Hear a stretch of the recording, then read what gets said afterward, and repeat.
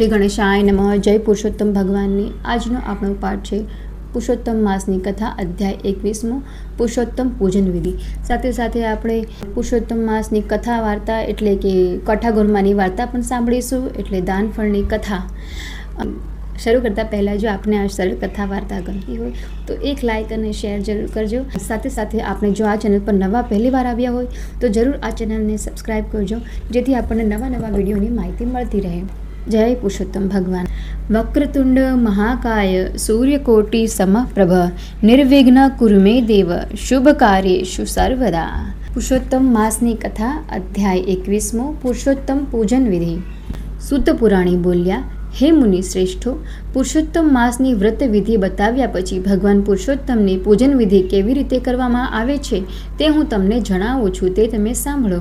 ધાતુની મૂર્તિને અગ્નિમાં તપાવ્યા પછી તેને બીજ મંત્રોથી પ્રાણ પ્રતિષ્ઠા કરવી.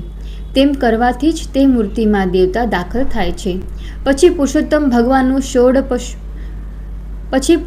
ભગવાનનું ષોડશોપચાર વડે પૂજન કરવું. આહ્વાન કરીને બોલાવી તેમને આસન ગ્રહણ કરવા કહેવું. પછી તેમના પગ ધોવા, અર્ધ્ય અર્પણ કરવો, આચમન કરતા રહેવું. પહેલાં પંચામૃતથી સ્નાન કરાવવું, પછી શુદ્ધ શીતળ જળથી સ્નાન કરાવવું. પિતાંબરનો ઝોટો અર્પણ કરવો, જનોઈ પહેરાવવી, સુખડ ચંદન આદિનું લેપન કરવું. અક્ષત ચઢાવ્યા પછી પુષ્પો ચઢાવવા. આ દરેક વિધિ વખતે તેના જે બીજ મંત્રો છે તે અવશ્ય બોલવા. પછી તે વિધિ કરવી. બીજ મંત્રો મોટા પુસ્તકોમાં આવે છે. આટલી વિધિ પત્યા પછી અંગ પ્રત્યંગની પૂજા કરવી, જેમ કે ચરણની પૂજા, ઘૂંટીઓની પૂજા, ઢીંચણોની પૂજા, જાંઘની પૂજા, કેડની પૂજા, લિંગની પૂજા, નાભીની પૂજા, હૃદયની પૂજા, કંઠની પૂજા, બાહુઓની પૂજા, મુખની પૂજા, નેત્રોની પૂજા, મસ્તકની પૂજા. આ દરેક અંગની પૂજા ક્રમબદ્ધ રીતે કરવી. તેના જે અંગોના બીજ મંત્રો છે તે અવશ્ય બોલવા. આમ પ્રતિમાના સર્વ અંગોની પૂજા કરવી. આટલું કાર્ય થયા પછી સુગંધી ધૂપ અર્પણ કરવું, હોમ કરવો, નૈવેદ્ય ધરાવવો, જળપાન કરાવવું, શ્રીફળ ધરવું, સોપારી કપૂરથી યુક્ત નાગરવેલનું પાન ધરવું, દાન કરવું. પછી આરતી ઉતારવી, પ્રદક્ષિણા કરવી, પુષ્પાંજલિ અર્પણ કરવી, છેલ્લે નમસ્કાર કરવા. આ બધી વિધિ માટે જે તે બીજ મંત્રનો ઉપયોગ કરવો. હે દેવોના દેવ, મેં જે પૂજન કર્યું છે તેમાં કોઈ દોષ રહી ગયો હોય તો ક્ષમા કરી આ પૂજનને સંપૂર્ણ સ્વીકારી લેજો. એમ બોલી નામ મંત્રો પછી સ્વાહા લગાવી તલનો હોમ કરવો. આખો પુરુષોત્તમ માસ ભગવાનનો અખંડ દીવો પ્રતિમા આગળ બળતો રાખવો. આ રીતે ભગવાન વિષ્ણુનું ભક્તિભાવથી પૂજન કરનાર આ લોકમાં અનેક પ્રકારના સુખ ભોગવી અને પ્રભુના પરમધામ વૈકુંઠમાં જાય છે. શ્રી બૃહન્નારદીય પુરાણના પુરુષોત્તમ મહાત્મ્યનો પુરુષોત્તમ ભગવાનની પૂજન વિધિ નામનો 21મો અધ્યાય સંપૂર્ણ. હવે આપણે પુરુષોત્તમ માસની પાવન કથા વાંચીએ. દાનફળની કથા. ગામમાં પટેલ અને પટલાણી રહેતા હતા. તેમને એક દીકરો હતો. પટેલ અને તેનો દીકરો સવારે ખેતરમાં જાય, તે સાંજે ઘરે આવે. પટલાણીનું ઘરનું કામકાજ પતાવી ભોજન તૈયાર કરી પતિ અને દીકરા માટે ભાથું લઈને જાય. બપોરે ત્રણેય સાથે બેસીને જમે. જમ્યા પછી થોડો આરામ કરી ત્રણેય કામે લાગી જાય. સંધ્યા સમયે ત્રણેય ખેતરથી ઘેર આવી જાય. ભોજન કર્યા પછી રાતે ત્રણેય ભજન કીર્તન કરે. ત્રણેયના મન સાફ હતા, કદી કોઈનું ખરાબ વિચારે નહીં. એવામાં પુરુષોત્તમ માસ આવ્યો. પટેલ પટલાણીએ વિચાર કર્યો કે આ વખતે ગંગામાં સ્નાન કરીએ તો અધિક ફળ મળે. પટેલે 2 ગાડા જોડ્યા. 2 ગાડામાં ઘર વખરી ભરી. એક ગાડામાં પટેલ બેઠા અને બીજા ગાડામાં તેમનો દીકરો અને પટલાણી બેઠા. આમ પટેલ ઘર વખરીના 2 ગાડા ભરીને કુટુંબ સાથે ગંગા નહાવા ચાલી નીકળ્યા. ત્રણેય ભગવાનનું નામ સ્મરણ કરતા જાય અને રસ્તો કાપતા જાય. આમ અડધે રસ્તે આવ્યા. બપોરનો સમય થયો. કકડીને ભૂખ લાગી હતી, તેથી તેમણે એક ઝાડ નીચે ગાડા છોડી હાથ પગ ધોઈ જમવા બેઠા. આ બાજુ પુરુષોત્તમ ભગવાનને પોતાના ભક્તનું પારખું લેવાની ઈચ્છા થઈ. તેઓ સંન્યાસીનું રૂપ લઈ જ્યાં પટેલ કુટુંબ જમતું હતું ત્યાં આવ્યા. સંન્યાસીને આવેલ જોઈ પટેલ કુટુંબને તેમને નમસ્કાર કર્યા અને પ્રસાદ લેવા વિનંતી કરી. ત્યારે સંન્યાસી બોલ્યા, મને જરા પણ ભૂખ નથી. મારે ગંગા સ્નાન કરવા જવું છે. જો તું મને 2 ગાડામાંથી એક ગાડું આપે તો હું તેમાં બેસીને ઝટ ગંગાજીએ પહોંચી જાઉં. પટેલ તો જરાય વિચાર કરવા ન રોકાયા. ગાડામાંથી ઘરવખરી પણ ન ઉતારી, સીધી બળદની રાશ સંન્યાસીના હાથમાં આપી દીધી. સંન્યાસી ગાડામાં બેસી ધીમે ધીમે આગળ જવા લાગ્યા. જોતા જોતામાં એ ગાડું અદૃશ્ય થઈ ગયું. પટેલે સંન્યાસીને ગાડું આપી દીધું. એનાથી પટલાણી અને પુત્રને જરા પણ દુઃખ ન થયું. તેઓ બંને પટેલને કહેવા લાગ્યા, ગંગા નદી હજી ઘણી દૂર છે, ચાલીને ત્યાં પહોંચાશે નહીં, માટે આ ગાડામાં બેસી જાઓ.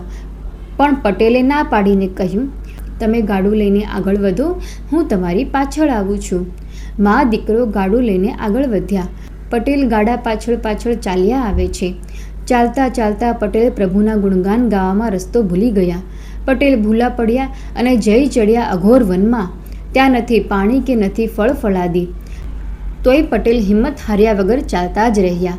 આમ તે 3 દિવસ સુધી ભૂખ્યા અને તરસ્યા ચાલતા રહ્યા. હવે તેમનામાં ચાલવાની શક્તિ રહી નથી. ત્યારે પટેલ એક ઝાડ નીચે થાક ખાવા બેઠા. ત્યાં તો ધનાક કરતું એક મોટું ફળ તેમની પાસે પડ્યું. પટેલે ફળને હાથમાં લઈને જોવા લાગ્યા. ભૂખ ઘણી લાગી હતી, પણ અજાણ્યું ફળ ખવાય નહીં. પટેલ થોડોક થાક ખાઈ ઊભા થયા. ફળ પોતાની સાથે લીધું અને વિચાર કર્યો કે રસ્તામાં કોઈ મળશે તો પૂછી લઈશ, ખવાતું હશે તો ખાઈશ, નહીં તો ફેંકી દઈશ. તે થોડું આગળ ચાલ્યા કે એક જીર્ણ શિવાલય તેમણે જોયું. તે શિવાલયમાં દાખલ થયા. ત્યાં બેઠા 3 દિવસ ભૂખ્યા તરસ્યા શિવજીને યાદ કરતા રહ્યા. ત્યારે શિવજીને પટેલ ઉપર દયા આવી. તેઓ પ્રગટ થયા. પટેલ શિવજીના ચરણોમાં ઢળી પડ્યા. શિવજીએ પ્રસન્ન થઈને તેમને કંઈક માંગવા કહ્યું. ત્યારે પટેલે જણાવ્યું, હે ભોળાનાથ, હું 6 દિવસથી ભૂખ્યો તરસ્યો છું.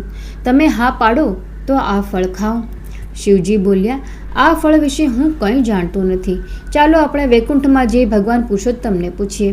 શિવજીની ઈચ્છા પટેલને વૈકુંઠના દર્શન કરાવવાની હતી. શિવજી પટેલને લઈને વૈકુંઠમાં આવ્યા. ભગવાન પુરુષોત્તમના દર્શન કરતાં જ પટેલ એકદમ તેમના ચરણોમાં ઢળી પડ્યો અને પૂછવા લાગ્યા, પ્રભુ, આ ફળ ખાવું કે ન ખાવું? પટેલના ભોળપણ ઉપર ભગવાન હસી પડ્યા. તેઓ બોલ્યા, હે ભક્ત, આ દાન ફળ છે. મહાપુણ્યશાળીને જ આ ફળ પ્રાપ્ત થાય છે. તું તારે મજેથી ખા. પટેલે ફળ ખાધું. ફળ ખાતા જ 32 કોઠે દીવા થયા. ત્યાં જ પટેલની નજર પોતાના ગાડા ઉપર પડી. પાસે બીજું ગાડું પડ્યું હતું. તેમાં પટલાણી અને તેમનો દીકરો બેઠા હતા. પટેલે પ્રભુ સામે જોયું. ત્યારે ભગવાન બોલ્યા, હે ભક્ત, તે જરાય ખચકાટ વગર ગાડું આપી દીધું. તેના પુણ્ય ફળરૂપ તને અને તારા પરિવારને વૈકુંઠ દર્શન કરવાનો લાભ મળ્યો. હવે તારે વૈકુંઠમાં રહેવું છે કે પૃથ્વી ઉપર જવાની ઈચ્છા છે? ત્યારે પટેલ બોલ્યા, હે પુરુષોત્તમ ભગવાન, મને અને મારા કુટુંબને હવે પૃથ્વી ઉપર જવું નથી. અમે તો વૈકુંઠમાં રહીશું. અમૃત માસે સ્નાન ધ્યાન કરી કરે કે જે દાન, વૈકુંઠ સદેહે ભોગવે રહે સાથ ભગવાન. બોલો પુરુષોત્તમ ભગવાનની જય. શ્રી ગોવિંદની નામમાળા.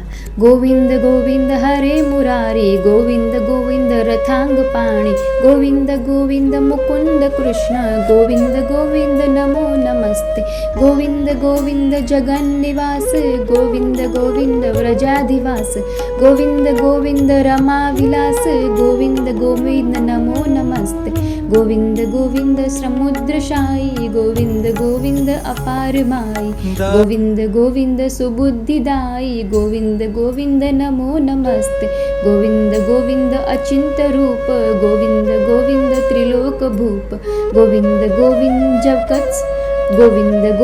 જગત સ્વરૂપ, ગોવિંદ ગોવિંદ નમો નમસ્તે, ગોવિંદ ગોવિંદ સુરાસુરેશ, ગોવિંદ ગોવિંદ ચરાચરેશ, ગોવિંદ ગોવિંદ પરાત્પરેશ, ગોવિંદ ગોવિંદ નમો નમસ્તે,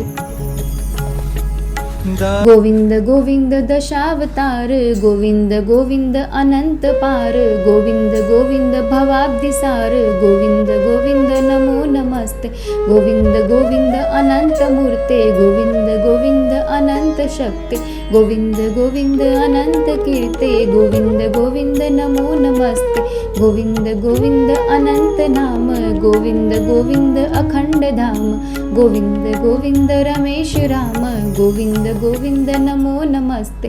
गोविंद गोविंद सरोज नेत्र, गोविंद गोविंद महापवित्र, गोविंद गोविंद सुधा चरित्र, गोविंद गोविंद नमो नमस्ते। गोविंद गोविंद कृपा निकेतन, गोविंद गोविंद सदा विरक्त, गोविंद गोविंद महेश वित्त, गोविंद गोविंद नमो नमस्ते। गोविंद गोविंद युगावतारी, गोविंद गोविंद जनार्तिहारी, गोविंद गोविंद गोविंद गोविंद गिरीन्द्रधारी, गोविंद गोविंद नमो नमस्ते। गोविंद गोविंद प्रपन्न पाल, गोविंद गोविंद कृकांत काल, गोविंद गोविंद व्रजेश बाल, गोविंद गोविंद नमो नमस्ते। गोविंद गोविंद युगादि कर्ता, गोविंद गोविंद सुराति हर्ता, गोविंद गोविंद शरीर भरता, गोविंद गोविंद नमो नमस्ते।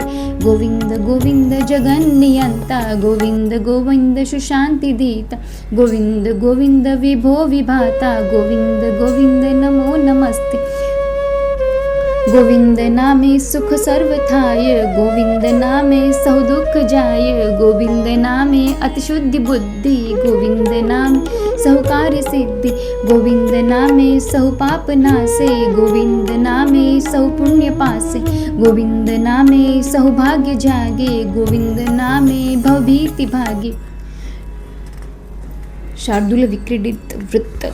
काशी क्षेत्र विशेषम ग्रहणे, गोदान कोटि करे, सो संक्रांति कदी महामकरनी, वास प्रयागे करे। पूजे यज्ञ કરી સહસ્ત્ર દશવા, મેરુ સમૂહ સ્વર્ણ દે, પણ તે પુણ્ય ન થાય તુલ્ય કદીએ ગોવિંદના નામથી। ગોવિંદ નામની માળા સર્વ સંતાપ હરિણી, પ્રેમથી પહેરનારને મહામંગલકારિણી। હવે બોલો શ્રી પુરુષોત્તમ ભગવાનની જય। કથા આ સંકીર્તન કેવું લાગ્યું તે મને કોમેન્ટ કરીને જરૂર જણાવજો।